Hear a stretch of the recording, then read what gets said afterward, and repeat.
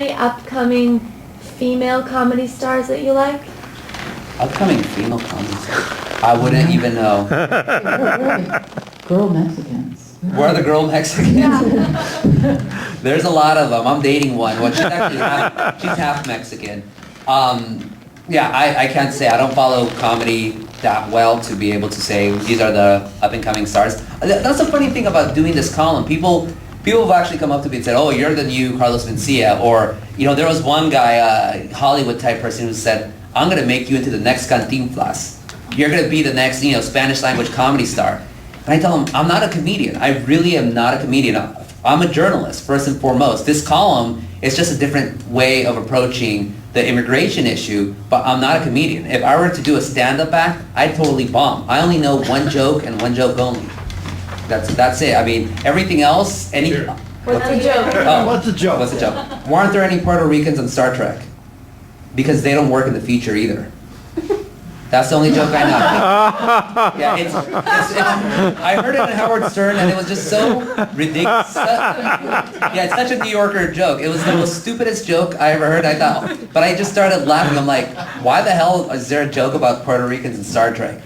That's the only joke I know. I mean, anything else that I try would bomb, and I'm not gonna do it. I'm just gonna be a reporter. There was right here. Trying to phrase my question. First of all, it's a pleasure to be here and to hear you. My dad is also from Zacatecas. What part? That's from Medellin. Okay, my dad's from Jerez. And, Sorry, we're sharing a Zacatecan moment here, so. It's immigration.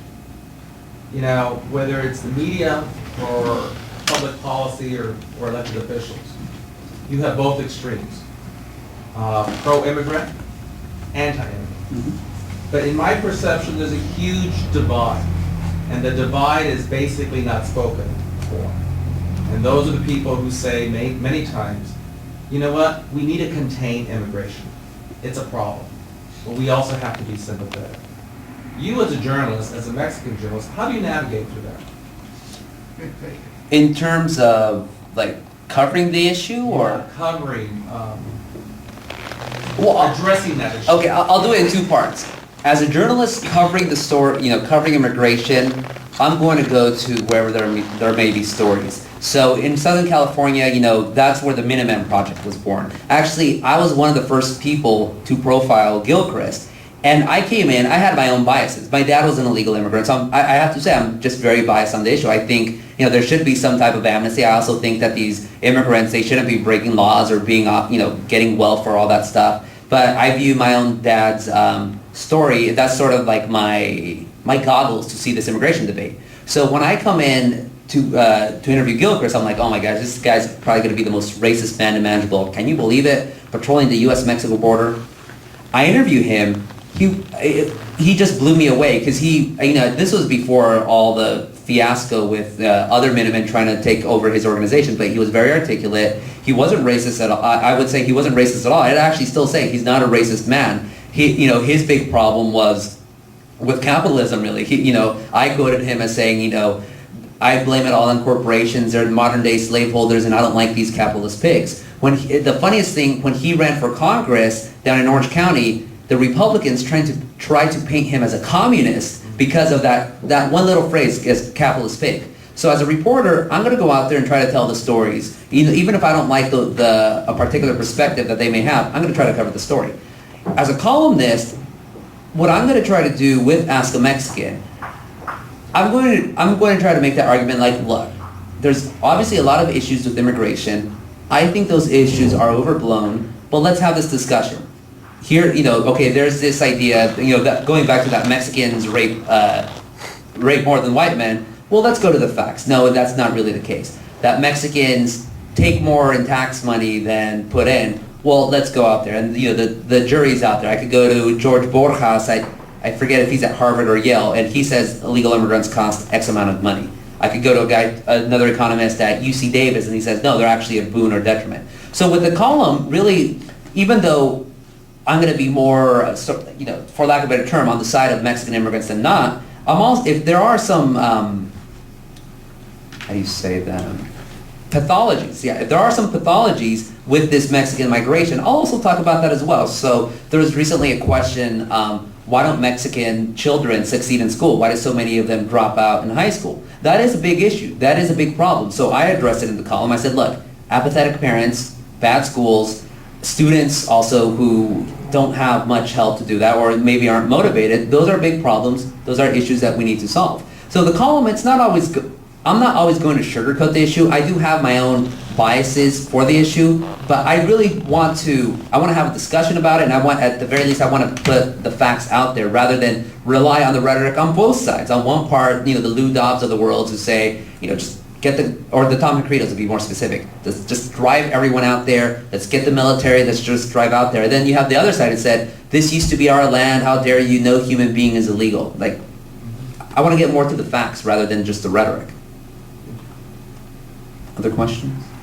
Another one right there. How would you rate and compare your work to, say, like Gregory Rodriguez or Richard Rodriguez. Rodriguez and Gregory in terms of journalism and also writing about identities? Richard Rodriguez, it's funny because he's so hated amongst Chicano study circles. He's like, oh, this is the great big sellout. And when I finally read him, I'm like, I don't really, I think he's overblown sometimes. He's too much in love with himself to be, and writes all these great things. But I think he's a good writer. And, same thing with Gregory Rodriguez. I've heard people saying, oh, he's a sellout or whatever. I think they're writers, essayists. They're going to write on whatever they want to write about. In terms of like me comparing myself with them, no, not, they do what they do. They obviously don't employ too much attempts at comedy, and they obviously don't cuss as much as I do. I think, what I do is just, it's a satirical take on this issue of identity, of what exactly is a Mexican. And not only that, what exactly are Mexicans going to do? I think both of those guys, they try to be a bit more profound. I don't aspire to those levels of profundity. This is just a satirical column where a guy calls himself the Mexican, and if you have a spicy question, you ask the Mexican. Like, give me a break. You can only take me so seriously to a certain extent. Where if I want to make my mark as sort of a pundit or a journalist or whatever, that's where I'm going to go to my investigative reporting. I'm totally proud of my column. I love doing what I do, but I'm not going to say, oh, I'm on the same level as both of the Rodriguez's or, Socrates or whatever that level is.